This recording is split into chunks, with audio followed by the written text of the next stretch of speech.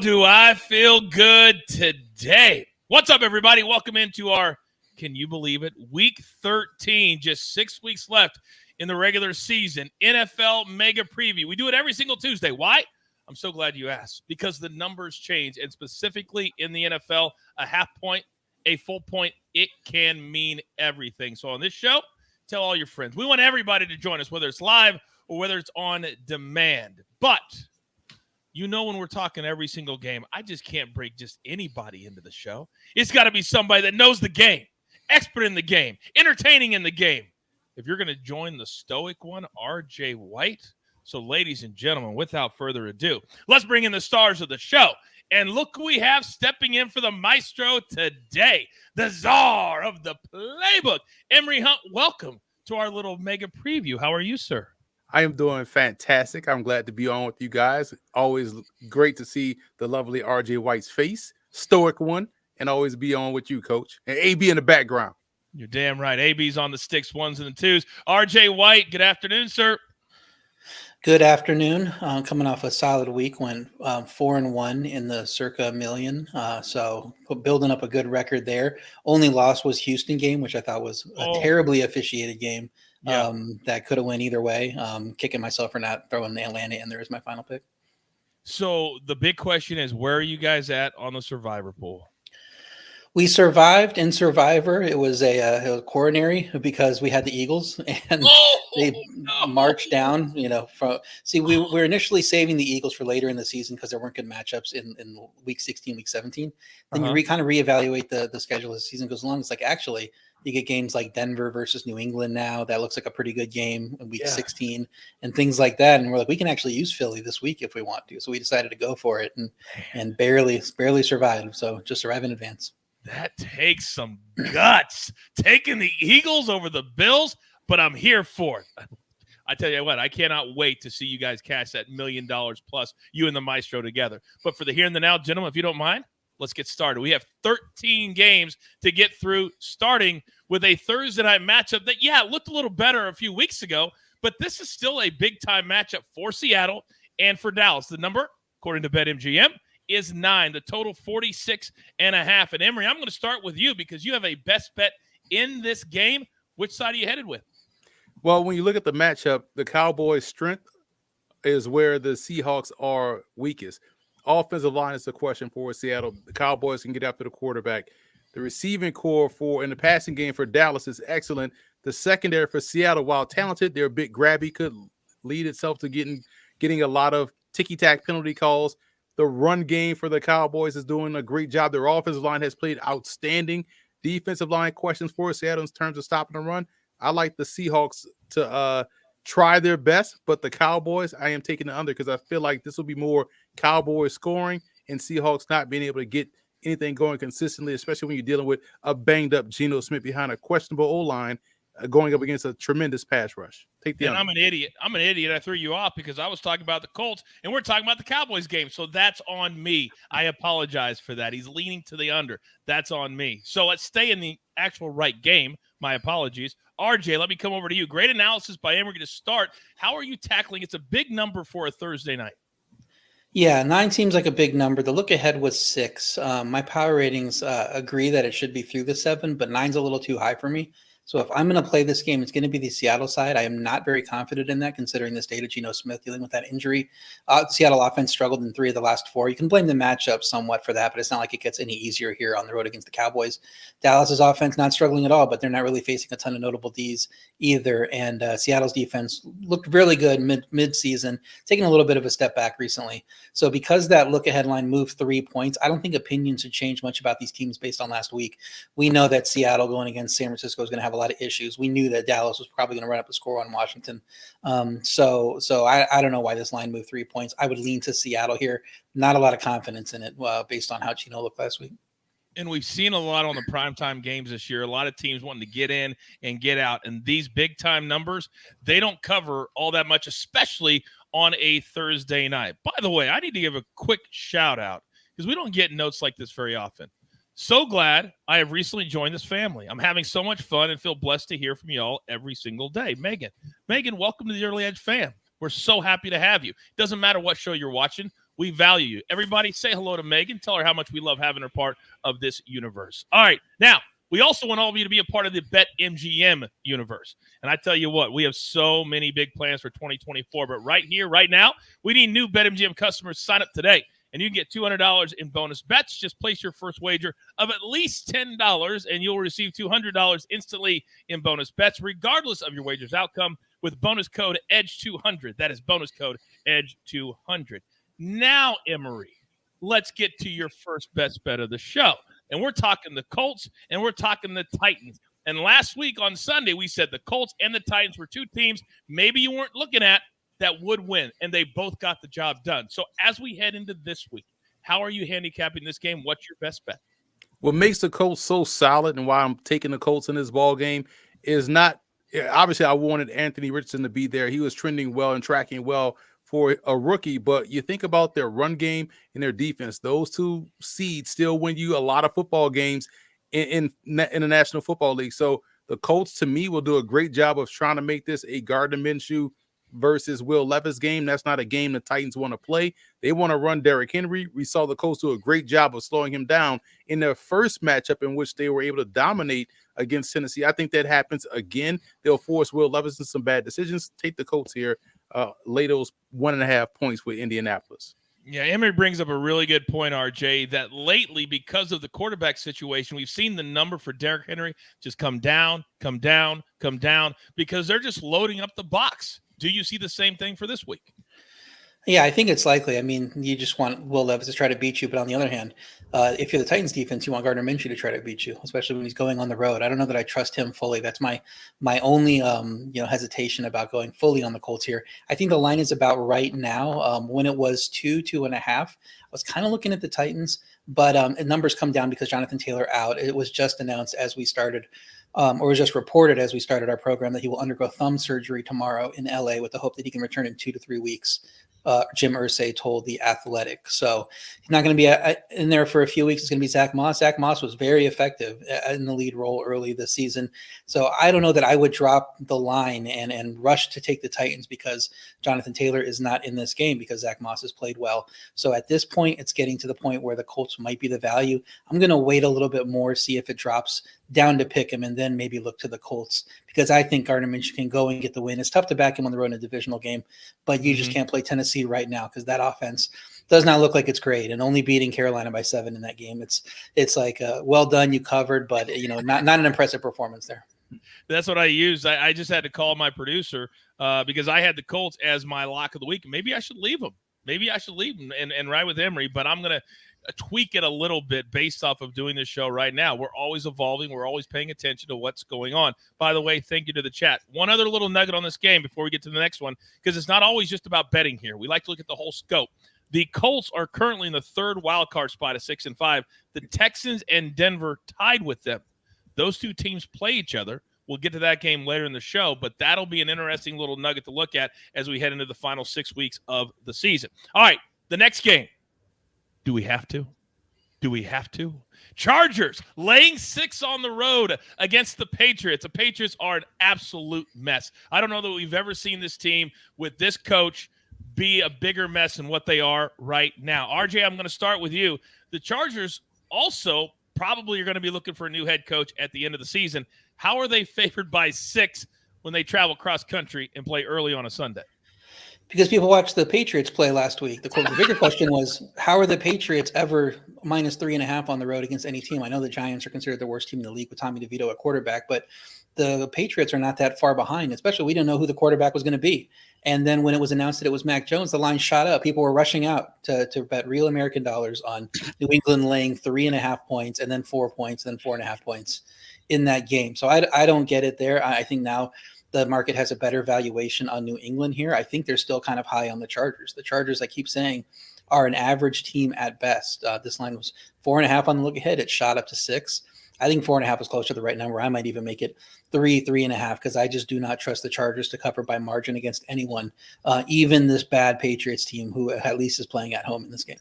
That is where I fall too. Also, Emory, it feels like these are two teams, especially the Patriots, that they haven't figured out how to score, so they just want to keep the other team from scoring, which could lead to what? the under being the best play here. That's why I find it hilarious that these Giants fans, beat writers, and Giants fanalists are going crazy over Tommy DeVito as if they scored 30 points. They scored 10. This is crazy. So when you think about the defense of the Patriots, it's still there.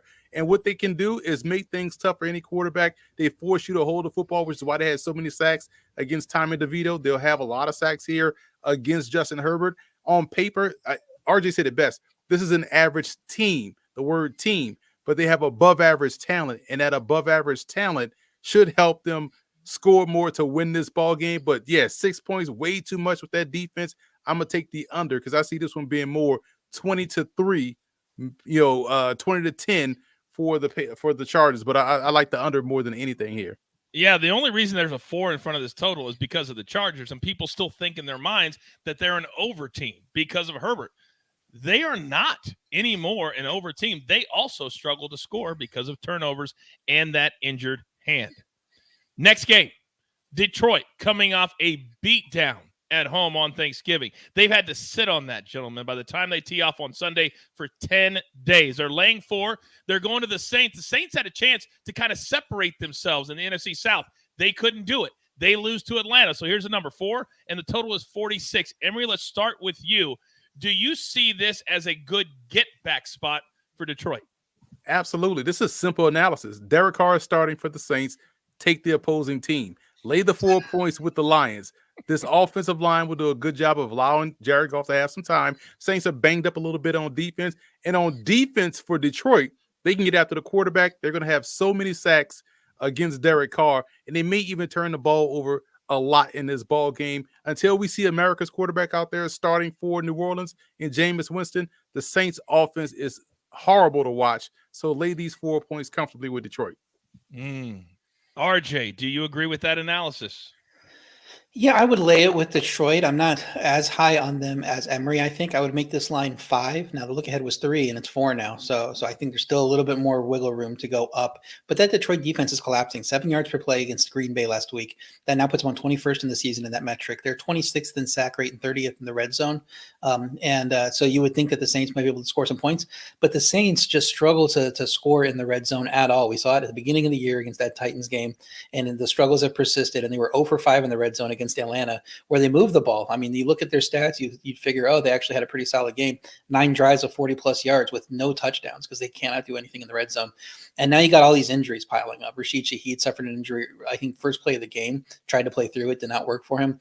Chris Olave might miss this game. Michael Thomas was already out. So who's catching passes for them? It's going to be tough, especially when Derek Carr is your quarterback. He's not really going to elevate the talent around him like Emory is kind of alluding to. So I think if you're going to play this game, it's probably the Detroit side. New Orleans defense, 27th in yards per rush. So Detroit can lean on the run game to extend the lead in the second half. And with New Orleans receiver injuries, if we see a lot of guys questionable going into that game or unavailable for that game, it limits their backdoor potential, because then you're counting on guys like Keith Kirkwood to go out and get you the touchdown to get the cover. And I know Emory could probably see a lot of good things about Keith Kirkwood, considering how deep he dives into the prospect handbook that he does every year, which is amazing. But I don't think he's the guy that's going to lead this team to a cover. Yeah, you're probably right. And make sure you check that out. Every single August, I believe, is when it comes out, correct? Or when does that come out? March. When does that come out? March. Yeah, before the draft. Before the draft. Mm-hmm. I'm an idiot. Yeah, March, of course. Of course. By the way, how about this little nugget from Bruce in the chat? He says, every week on SportsLine, I read each and every analysis by one expert. He goes with the name of RJ White. There is one guy out here, I think, many in reality, that knows your win-loss record. My balance knows. How about that, RJ? Pretty cool. Thank you very much. Yeah, thank you very much, Bruce. All right, the next game. And on paper, yeah, you may not want to watch it. On paper, yeah, maybe these two teams stink, but Atlanta is very much alive in the discussion for the playoffs, whether it's division, perhaps all depends. But they're favored by 2.5. The Jets now are trying to figure out who actually is going to play week to week to week at every single position. So when I look at this, I see 2 different best bets. Let's start with the one side. Emory, who do you like on the side? I like the Falcons. Later points here, they have the better quarterback in the game. Their defense is very good. They can turn the ball over, which will happen in this game against whoever is going to be under center for the New York Jets. And also, they're finally starting to lean on teams with their run game that double-headed monster of Tyler Algier and the rookie Bijan Robinson with some Cordero Patterson thrown in the mix. The difference here is that I can trust Desmond Ridder. I at least know when his turnovers are going to come. They're going to come inside the red zone. But if you can score outside of that, then they're good. But I don't know when these turnovers will happen for the Jets, so you can't trust their offense. And I don't know why people were surprised that Tim Boyle had more intercepts and touchdowns when that has been the case at UConn, at Eastern Kentucky, and so far in the NFL. That's going to happen. And don't start Trevor Siemian because he's not as good as Tim Boyle or Zach Wilson. Zach Wilson still should be the starter. At least you get some semblance of athleticism and a scrambling ability. But this is an easy, I don't want to say easy, but this is an easy game for the Falcons to win. Don't Falcon this up if you're Atlanta. This should have been a trivia question with Emory on the show today, because I guarantee you there's not a person out there that knows the colleges where Mr. Boyle played at, or DeVito, or nobody. But you know. All right, now on the opposite side, sort of, is RJ as a first leg of a teaser. Explain yourself. Yeah, so we've seen this time and time again from me. You get these super low total games. It's 34 is the total here. And you get this teasable number to go through the teaser alley. Well, of course, I want to tease the Jets up to plus 8.5 in a game where there's not going to be hardly any scoring. 8.5 points in this type of game is very valuable, much more valuable than you would get in something like Bills-Eagles from last week, where that final score could have ended anywhere, 20 points on either side. The Atlanta rush offense, you're right, showed up versus New Orleans. The Jets defense has been mediocre defending the run this season. The Miami running backs averaged 5 yards per carry last week. Atlanta's defense let New Orleans move the ball, but they stood tall in the red zone like we just talked about. Jets have trouble getting the red zone anyways. I don't think that really matters to them. But the thing about this game is the reason I like the Jets to kind of keep it close is just Atlanta does not run away from teams, and they want to play this run game on offense like Emory's talking about. And the Jets certainly want to do the same. So you get this run versus run game with a running clock. It's going to be limited possessions in this game. Don't put Ridder at risk on the road versus a good pass defense. So if the Jets offense can do anything at all, I think they cover in this matchup. And even if they don't, you get a defensive touchdown of covering this matchup. So if it's 3, I might lean to the Jets, but Emory makes good points. I don't really want to play the Jets. Getting only 3, tease it if you can get the 2.5 line. So I'm teasing it up to 8.5. Jared in the chat says Tim Boyle gives me nightmares back when he was with the Packers. Oh, it goes all the way back there, Jared. I understand. It's hard to let it go. And it's also hard to let this go. Our next game. Because for some reason, I guess we sleep on Mike Tomlin and the Pittsburgh Steelers. But yet every single year they figure out a way to win games that they shouldn't, that statistically says that they shouldn't. And now when you look at it, they are the number 1 team in the race for the wild card. They are 7-4. That's tied with the Browns. Also 7-4. The Browns would be the 2 seed right now for the wild card spot. So, Emily, let me start with you, because they're hosting the Cardinals this week. And they're favored by 5.5 according to BetMGM. The total is at 41. Is this number too much for a team that just grinds out wins? It's funny because all week long, all you've heard and read and listened to and have been shown is 400 yards of total offense for the Pittsburgh Steelers. They haven't done that in 59 games. I'm like, wow, that's pretty cool. Then you look at the score. They only scored 16 points against a Bengals team that was led by Jake Browning, who was finding sacks. Take the Cardinals in the points here. The Cardinals will be able to score, and it will put a lot of pressure on Kenny Pickett, who must be living right because he is clearly the liability for this Steelers offense. And this will be a closer game than people think. 6 points. They beat the Bengals again with Jake Browning. Kyler Murray is a better quarterback and provides a little bit more of scrambling ability and a potential to hit the big play deep downfield. And I like the athleticism and pieces within the Cardinals defense to be a little bit of a nuisance for Pittsburgh. It'll be a Kyler Murray versus Kenny Pickett game. This will be a lot closer.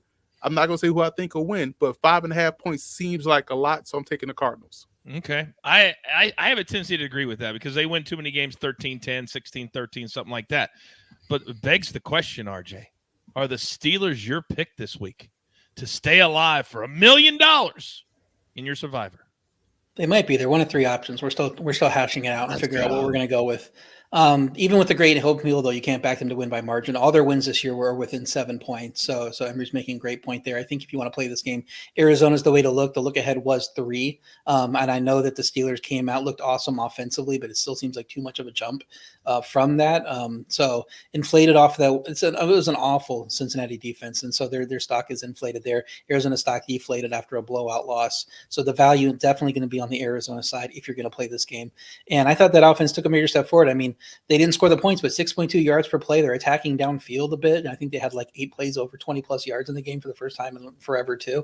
And that's a big thing for that offense is now you can't just defend them within 3 yards of the line of scrimmage, which is what I think teams basically could just do. So I think the best strategy for the Steelers in this game, if they want to win by margin, is to somehow fire Matt Canada again. It seemed to work out very well for them last week. And if they can find a way to do that, they might win this game by 7+. But if not, it's probably going to be an Arizona week. You're an absolute savage. You truly, truly are. How would you feel quickly about putting the Cardinals in a teaser and then you'd get 11.5? I don't like teasing if you're not getting through the 2, the 3, and the 7, from that 2.5, 1.5 range.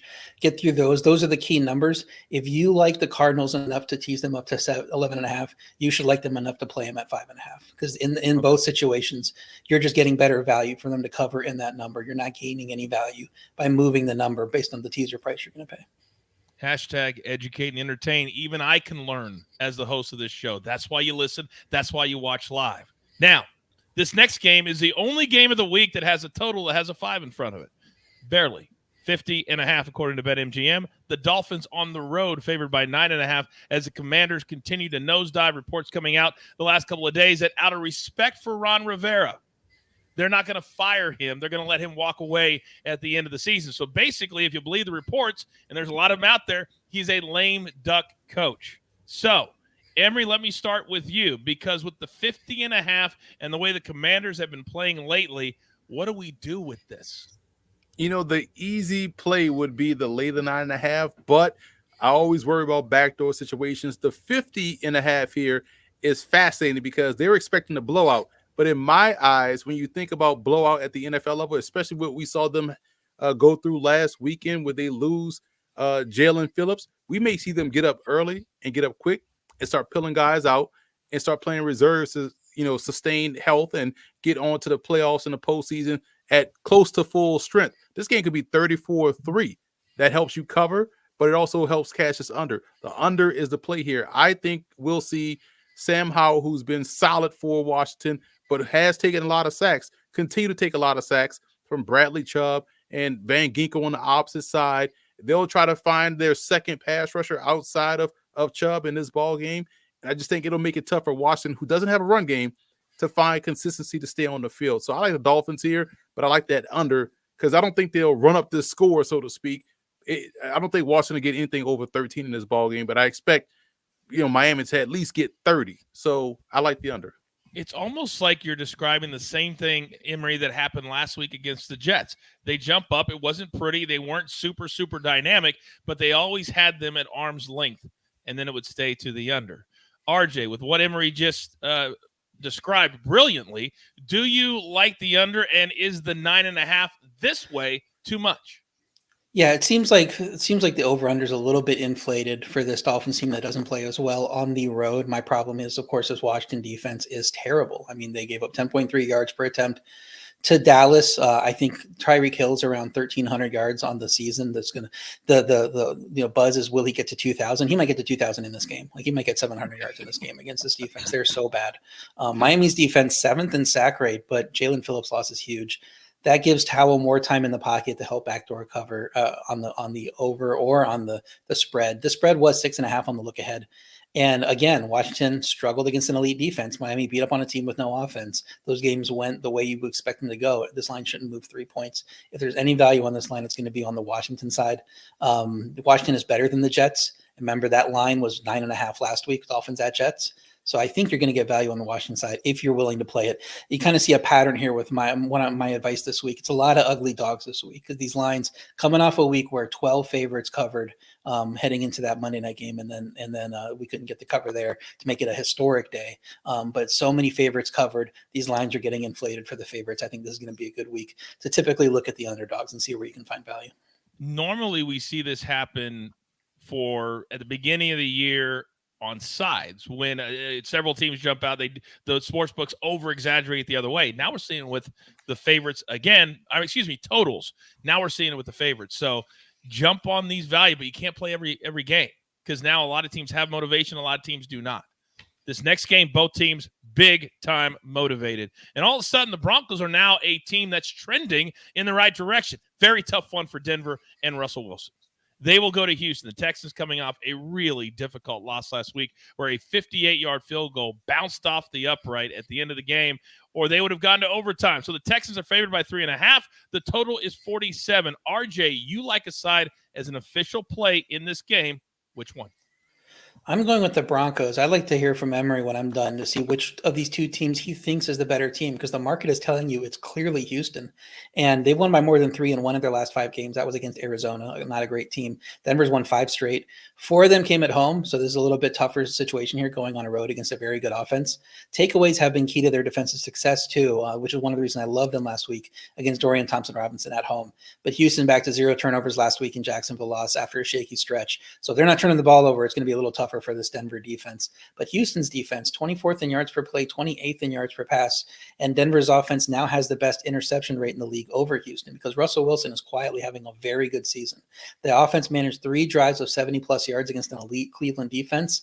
This Houston defense is not on that level. I think they're going to have success here, score a bunch of points. Could get a backdoor cover here. I don't think Houston is definitively the better team, which is what the market's saying. And their home field is not anywhere worth 3. So the value here is on Denver. Love Denver plus 3.5. Get the hook as a best bet. And the way the Broncos are playing, I love that analysis, first of all. Second of all, the way they're playing and the way that Russell has Emory kind of changed the way he plays. He's more than willing to run the football. He's more than willing just a little dump-offs just to get the first down instead of always going down the field. Has this made Denver a much better team?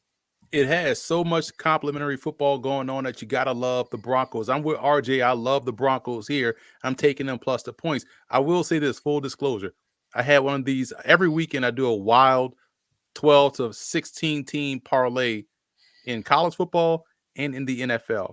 I had a 12 teamer going in the NFL, and I went 11-1. The one loss was the Houston game. I picked Houston to win. Oh my God. So, but you know, I decompress and I move on, right? So I do like the Broncos here, but RJ brings up a great point.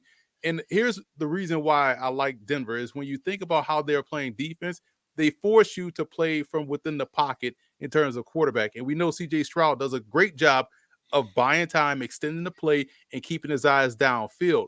Denver takes that away from you, and you have to make tight window throws from a tightly condensed and ever-closing pocket. And the Broncos' run game is starting to be a good complement to their passing game, which allows that play-action pass to open up. And when you combine with what you talked about, Coach, with Russell Wilson, not afraid to take off and get those cheap 4 or 5 yards and move the sticks, you like the Broncos playing great team ball. And their special teams, in my opinion, is better than the Houston Texans. So I think in all 3 phases right now, they are playing solid. They're playing good football, and they're going to win this ball game. So I like them plus 3.5. Yeah, when you have a team that you think is going to win and you're getting an extra 3 or 4 points, that's the sweet spot. That's where you want to be, and it doesn't happen all that often, but it happens right here. By the way, articles that you both write, places where you can get in more depth on NFL and college. Where would that be, Emory? Sometimes I forget. Where can we find this? Sometimes there's a site called SportsLine.com where you kind of throw stuff up there, and it kind of hits, it kind of wins, and I feel like everybody up there be winners and stuff like that. So kind of like, put it up that way. So if you guys happen to be on that site, you may want to bookmark it, sign up, all that good stuff like that, and win some money. Why not? Yeah, and I guess I'm even going to do you more than that. All that great stuff that Emory just said, I'm going to give you 60% off. The quarterly plan, there's 3 different little circles. Hit the middle one. That's 3 months. Use that promo code COACH. There's a QR code on the screen, sportsline.com/join. You can do it there as well. You can get all of RJ's NFL stuff. There is nothing better. There is nothing better. Then after those 3 months, we're really going to gouge you. $10 a month. There's no better value. I don't even want to hear it. Period. End of story. All right, those are all the 1 o'clock games. We have 3 at 4 o'clock on Sunday. So this is where we're starting. And RJ, I'm going to start with you. The Bucs are still somehow very much alive in the discussion. I don't know. Maybe this will be the week they stop. But they're welcoming the 1-win Panthers, who could only manage 10 points a week ago. The total 37.5 according to BetMGM. What play do you like in this one? I am taking the under in this game. Carolina's offense just 3.9 yards per play against a Tennessee defense that cannot defend the pass. You should be able to throw on them and get to at least 4 yards per play. And sometimes you see this positive regression when you fire a head coach. But I don't think firing Frank Reich creates more talent on the field. And that's the issue for Carolina, is that they just don't have playmakers on the field. They don't have anybody to move the ball. And Bryce Young's being asked to do it all on his own. And he just is not going to be able to do that at this stage of his career. Carolina's offense now last in yards per play. And that is in a league where the Giants and Jets play. They're last in yards per pass behind the Jets, and the Giants are 31st in yards per play. So this is the worst offense in the league, even when you consider the Tim Boyles and Tommy DeVitos of the league, facing a tough run defense here in Tampa Bay. Going to need to throw to win, and on the road here has not shown that he's been able to do that. Tampa Bay's offense was solid in a tough spot at Indy, but Carolina's defense quietly is having a really good season, up to 9th in yards per play, 4th on third down. They should be getting healthier on that side of the ball, whereas Tampa Bay's managing an injury to Baker Mayfield, which makes me hesitant to lay the points here without knowing how Baker is in practice. Want to see how he's going to play, but if you can't go, I don't see either team scoring much. It could be similar to that Giants Patriots barn burner we saw last week where it was 10-7. And even if he can play, this might go under. This should go under regardless. So I like under 37.5 as the best bet. You never want to say an under is a lock, but this is about as close as you can get. And Emory, when I look at the standings, 4-7, maybe this is why I just said somehow they're still alive, but it's hard to believe. They're just one game out of first place. Saints, Falcons are both 5-6. So the Bucs still have very much to play for, but they're not playing that good of football. How do you see this one? As long as they don't bucket up, right? So when you think about this ball game, listen, usually when a coach gets fired, the next guy moves into the role. Maybe it's an offensive coordinator or whatnot, and you have an idea of, okay, I know what they're going to run. Well, offensive coordinator is gone, the quarterback coach is gone, and the running back coach is gone, who has experience being an assistant head coach in Deuce Staley. I have no idea what offense is going to be out there for Carolina. I do know when I see Todd Bowles, two things getting off the bus. They're going to blitz, and they're going to blitz some more. They're going to blitz a rookie quarterback, to where I agree with RJ, this under is a great play, but I also like the Bucs here because even if they don't go with Baker Mayfield, the backup quarterback steps in, and he has Mike Evans, Godwin, a good tight end in Otten, and an improving run game with Rachaad White. So I like the Bucs here, and I also like the under. All right, very, very good. A lot of good analysis there. Game number 2, this is at 4:25 p.m. Eastern time on Sunday. The Browns very much alive in the discussion. They're 7-4. They're taking on a Rams team that really took it to Arizona last week, especially in the first half. Matthew Stafford had a really good first half. His passing stats are not bananas, but they're finding the end zone. So, Emory, let me start with you. Laying 3.5. The total, though, doesn't even reach 40 in this game, 39.5, because of that great Browns defense. Your thoughts? I just saw Myles Garrett in the sling post-game. If I don't know if he's going to play or not, but that can't be good, right? No. When you think about whether it's P.J. Walker or Dorian Thompson-Robinson, who they knocked the back of his numbers off his jersey on that hit, there's a lot going on right now with the Browns from an injury perspective. And Sean McVay has done a masterful job coaching this football team. I think by sheer attrition, you have to like the Rams in this spot. I'm going to lay the points with the Rams here. I think they have enough healthy bodies out there that's been productive. And as long as Matthew Stafford is out there, it gives them a much better chance to win than the Browns. The Browns can only run game and defense themselves to win for so long, especially when you're not at full strength. I like the Rams here. Yeah, you can't stress yourself week after week after week. It's kind of like trying to make a putt, RJ, every single hole. It's just not possible to keep it sustainable. Now, I will say this. The Rams are only one game back of a wild card spot at 5-6. So they've got motivation. The Browns, they're currently in the number 2 spot in the AFC wild card. So this game, RJ, it means a lot.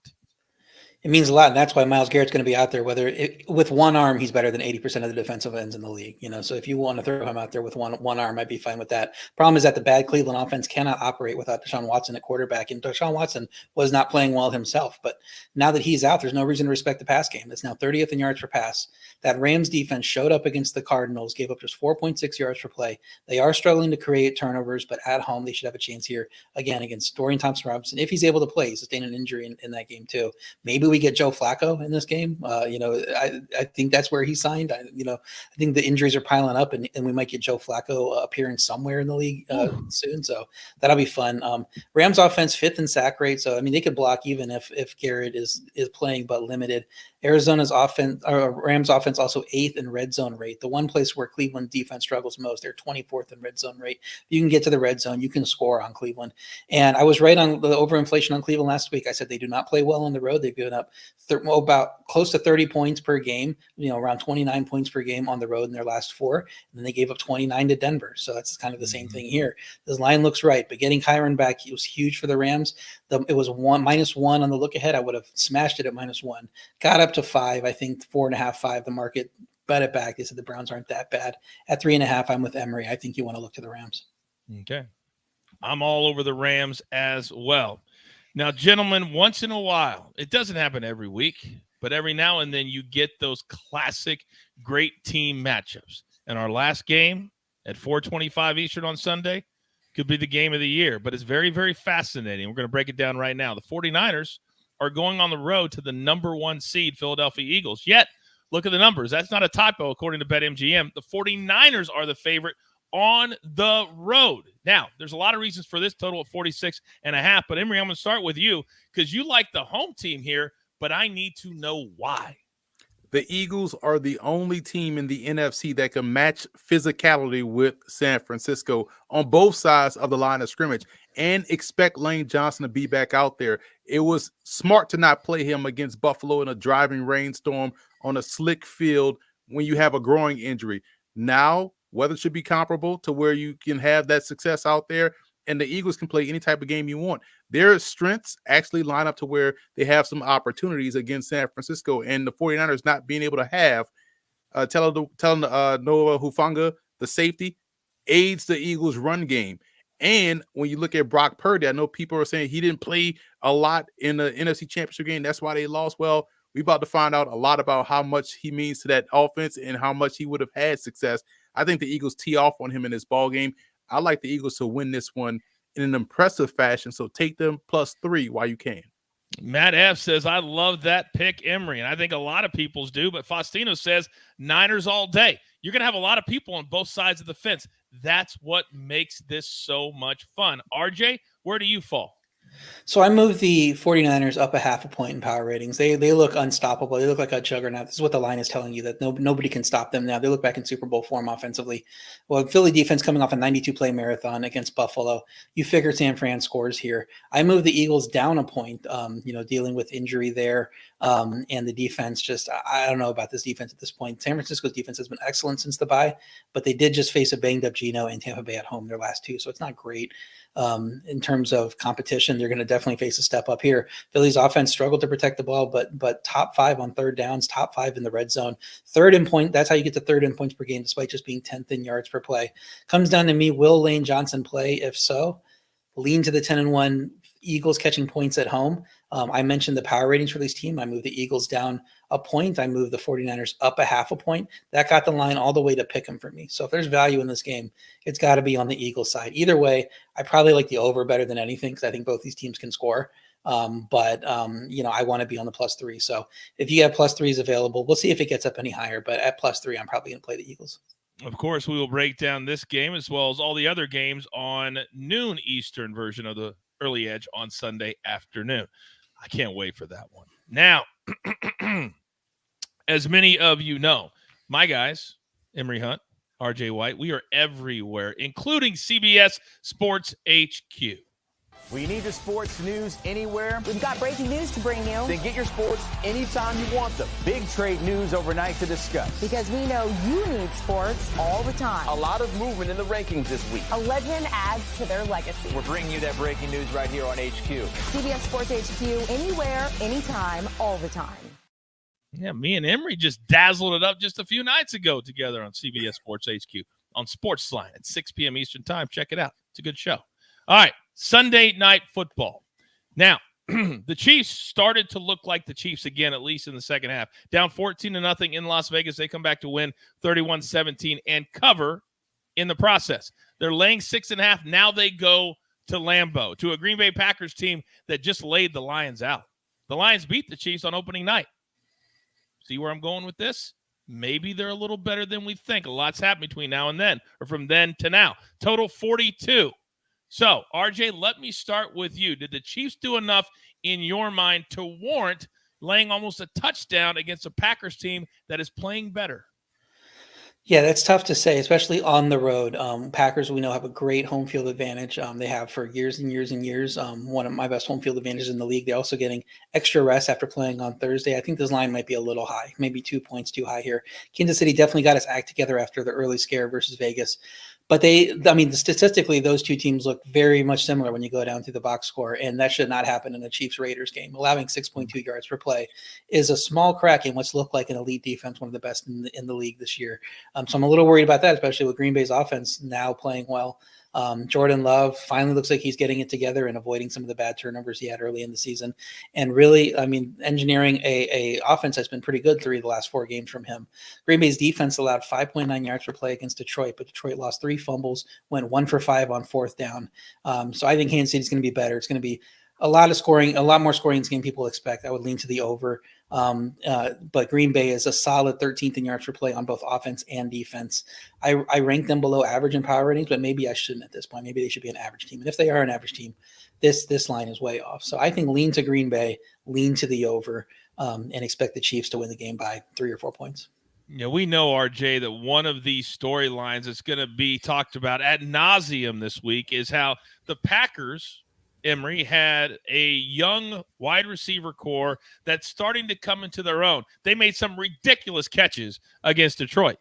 Then you got the Chiefs side, who haven't been able to catch a cold this year. And if they can, then they could really do something in the AFC. How many of these types of storylines do you look at when you have a matchup like this? No one's talking about the Marquez Valdez-Scantling revenge game. You know what I'm saying? Like, he was a Packer. But think about this. This is another thing that no one's talked about all week, but we're going to talk about here on SportsLine, is the fact that Jordan Love's first start was against the Chiefs. Ooh. And we saw him be a little bit rattled in the first half before he started to get it on together late in the game. But all you heard after that game was how he's not the guy that need to draft someone else. And then when he finally got another opportunity to step into a ball game, it was last year against Philly, and he went right down the field and scored.